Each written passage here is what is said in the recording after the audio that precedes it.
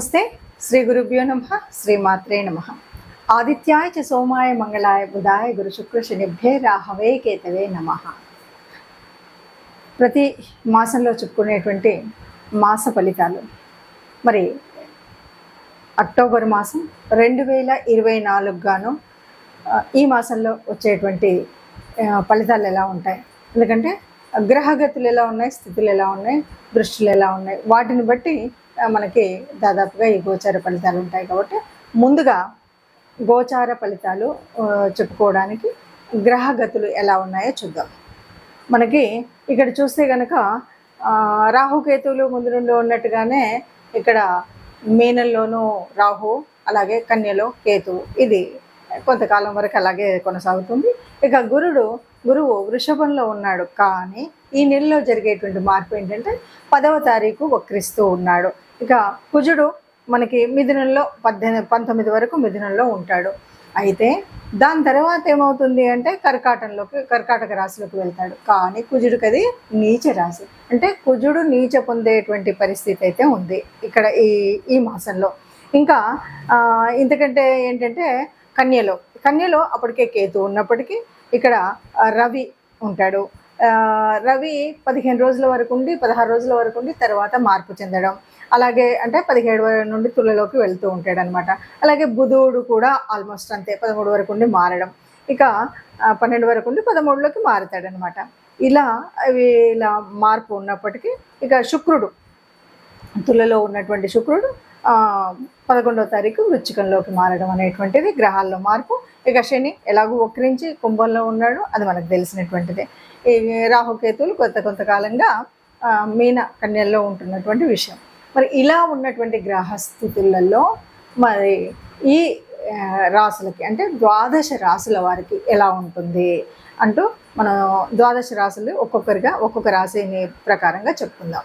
మనం ప్రతి మాసంలో చెప్పుకునేటువంటి మాస ఫలితాలు ఎందుకు చెప్పుకోవాలి అంటే, ఇది జనరల్గా జన్మజాతకంలో ఉన్నటువంటి జాతకాలు మనకు ఉన్నాయి కదా అన్నప్పటికీ కూడా ఏ నెలకా నెల ఎందుకు చెప్తామంటే, ఉన్నటువంటి గ్రహాలు అంటే గోచార రీత్యా మారుతున్నటువంటి గ్రహాల మూలంగా ఒక్కొక్క గ్రహం వారి యొక్క యుతి కానీ దృష్టి కానీ లేకపోతే వీటి యొక్క వక్రగతి కానీ ఇవన్నీ పరిస్థితులు మారుతూ ఉంటాయి కదా.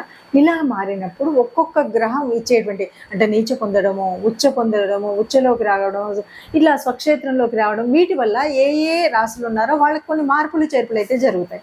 అంటే గ్రహాలు ఎప్పుడు ఒక చోటు ఉండవు కదా. ఈ మారుతున్నటువంటి గ్రహాల మూలంగా మారేటువంటి మార్పులకు అనుగుణంగా మనం ఏం చేసుకోవచ్చు, ఎందుకంటే ఇలా చూసినంతలో మరి లాభం ఏంటి, మనం జన్మజాతకం మొత్తం రాయించుకున్నావు కదా, ఇలా ఉంది కదా అంటే ఉన్నప్పటికీ కూడా కొంత మార్పు ఉంటుంది. ఏంటంటే దీనివల్ల ఇలా వస్తుంది కాబట్టి ఈ గురుగ్రహం వక్రీకరణ చెందుతుంది కాబట్టి మనం ఈ రకమైనటువంటి పూజ చేద్దాం గురుగ్రహానికి.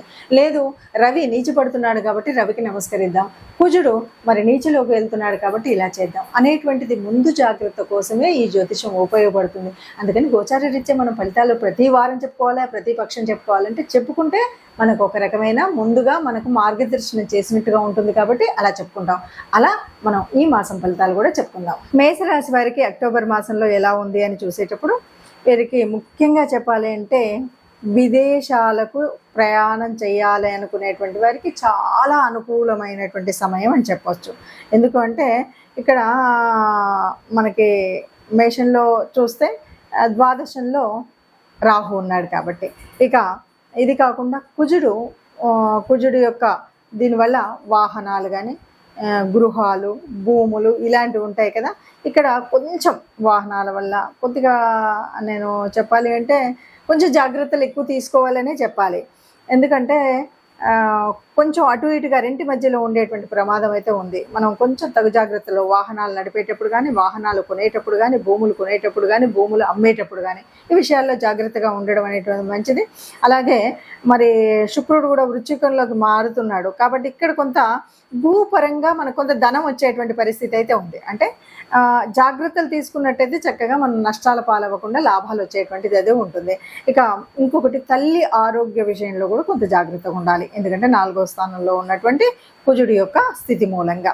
కాబట్టి తల్లి ఆరోగ్యం విషయంలో జాగ్రత్తగా ఉండాలి. ఇంకా ఎవరైనా ప్రేమికులు అలా ఉంటే ప్రేమ విషయంలో కొంత విఫలం అనేది అయితే అంటే మనం అనుకున్నట్టుగా ఆనందంగా కాకుండా కొంత విఘాతం అయితే కలుగుతుంది. శని వక్రగతి మూలంగా ఉద్యోగాలు కానీ వ్యాపారాలు కానీ ఈ విషయాల్లో నిర్దిష్టమైనటువంటి నిర్ణయాలు మాత్రం తీసుకోవాలి తప్పనిసరిగా. ఇలాగే చేస్తాను ఇలాగే అని లేదు అంటే మాత్రం కొంత ఏదో ఎవరో వాళ్ళు చెప్పారు వీళ్ళు చెప్పారు ఇలా అని కొంచెం వేగ్గా ఇలా ఉన్నప్పుడు మాత్రం ప్రమాదాలు తప్పనిసరిగా ఉంటాయి. అంటే మనం అనుకున్నట్టుగా చేయలేకపోతాం. ఇక విదేశీ ప్రయాణాలు ఏదైనా సరే ఇవి చాలా వరకు అనుకూలిస్తాయి. ఇలా ఈ రాశి వారికి చూస్తే కొంతగా చెప్పాలంటే పూర్తిగా బాగుంది అని చెప్పలేం, పూర్తిగా బాగాలేదని చెప్పలేం. మిశ్రమ ఫలితాలతో ఈ నెలంతా కూడా మనకు గడుస్తూ ఉంటుంది. ప్రస్తుతం మనం చూస్తున్నట్టుగా ఇప్పటి వరకు విన్నటువంటి గ్రహస్థితి మూలంగా ఒక్కొక్క రాశికి మనకు ఇలా చెప్పుకుంటూ వస్తున్నాం కదా. మరి ఇలా ఉన్నప్పుడు అంటే మనం అనుకోకపోయినా కొన్ని అంటే జాతక రీత్యా మనం మారుతున్నటువంటి అంటే ఒక రకంగా గురువు వక్రించడం కానీ, తర్వాత కుజుడు నీచంలోకి రావడం కానీ, రవి కూడా అదేవిధంగా 15 రోజుల తర్వాత నీచ స్థితి పొందడం కానీ, ఇలా కొన్ని మార్పులు అయితే ఉన్నాయి. ఇంకా శని ఎలాగో ఉన్నాడు కదా, అంటే వక్ర దిశగా ఉన్నాడు. అలాంటి పరిస్థితులలో మరి ఎలా ఉంటుంది అంటే సహజంగా ఉండేటువంటి చిన్న చిన్న మార్పులు కొంతమందికి కొన్ని రాసుల వారికి ఉపయోగం, కొన్ని రాసుల వారికి కొంత మధ్యస్థంగా మిశ్రమ ఫలితాలు ఉంటే, కొన్ని రాసుల వారికి కొంత కష్టంగానే ఉంటుంది. మరి ఎవరికైనా సరే అందరికీ కూడా మనం సుఖంగా ఉండాలి అని మనం యోచన చేస్తాం. అసలు జ్యోతిష్యం అంటేనే ఎవరైనా సరే ఏదైనా బాగులేదు అంటే దాన్ని ఎలా మనం మంచి చేసుకోవాలి, ఎలాగ మనం చేసుకోవాలి అంటే ఒక రకంగా గ్రహాల యొక్క అనుకూలత కోసం మనం పూజ చేసుకోవాలి. అలాగే దేవత అనుగ్రహం పొందడం కోసం ఏదైనా దేవత ఆరాధన చేయాలి. ఇది కాకుండా ప్రకృతి నుండి మనం కొంత కాపాడుకోవడానికి ఒక గోమాత భూమాత లాంటివి కానీ సేవకులకు కొంత చేయడం కానీ ఇలాంటివి మనం చేస్తూ ఉన్నప్పుడు మనకున్నటువంటి దోషాల ప్రభావం తగ్గి గ్రహాల యొక్క దృష్టిలో మంచి దృష్టి అయితే పెరిగి చెడు దృష్టి అయితే తగ్గేటువంటి స్థితిని మనం పొందుతాం.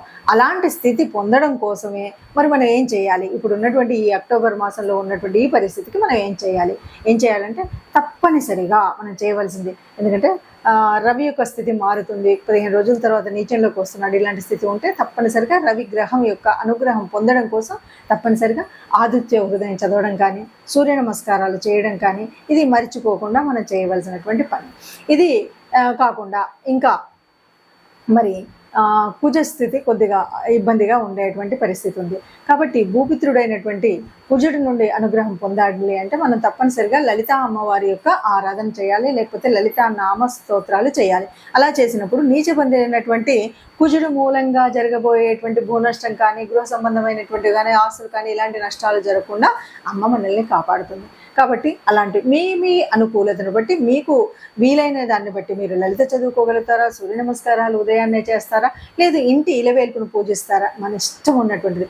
కాకపోతే తప్పనిసరిగా నవగ్రహ మండపానికి మాత్రం ఈ నెలలో ఒకసారి కానీ 2 సార్లు కానీ వెళ్ళడము, నవగ్రహ ఆరాధన చేయడం, ముఖ్యంగా వీలైతే కుజుడు రవి కుజుల యొక్క ఆరాధన చేయడం అనేటువంటిది మర్చిపోకుండా చేయాలి. ఇది కనుక మనం చేసినట్టయితే మీరు అనుకున్న విధంగా ఏదైతే మీరు ప్రణాళిక వేసుకొని వృద్ధిలోకి రావాలనుకుని మనం చేసేటువంటి వృత్తి వ్యాపార ఉద్యోగాల్లో ఉన్నాయి వాటిలో అనేక రకాలైనటువంటి మంచి జరుగుతుంది, లేదా జరిగేటువంటి చెడును ఆపే స్థితి ఉంటుంది. కాబట్టి ఈ విధంగా ముందుకు వెళ్ళడం, అన్నింటికీ మించి మనం ఏ దోషం ఉన్నా ఇంకేది తెలియదో నాకు ఒక ప్రత్యేకమైన దేవత ఆరాధన అని కాకుండా కనీసం గోశాలకు వెళ్ళడం, ఆ గోశాలలో గోవులకు గ్రాసం ఇవ్వడం, గోసేవ చేయడం కానీ ఇంకేదైనా చేసినట్టయితే గోమాతకి గ్రాసం ఇచ్చినప్పుడైతే సర్వదోషాలు పోతాయి అన్నది మనం చెప్పేటువంటి విషయం. కాబట్టి ఈ రకంగా మనకున్న ఏ దోషమైనా సరే సరిదిద్దుకోవడం కోసం ఈ మాసంలో మీకున్నటువంటి పరిస్థితిని అనుకూలంగా మార్చుకోవడం కోసం నవగ్రహ మండపానికి వెళ్ళండి, గోశాలకి వెళ్ళండి. మీకున్నటువంటి దోషాలన్నీ పోయి అందరం సుఖంగా ఉంటారు. ఆ సుఖంగా ఉండేటువంటి అందరిలో మనం కూడా ఉండాలని ఆశపడుతూ సర్వే జనా సుఖినో భవంతు.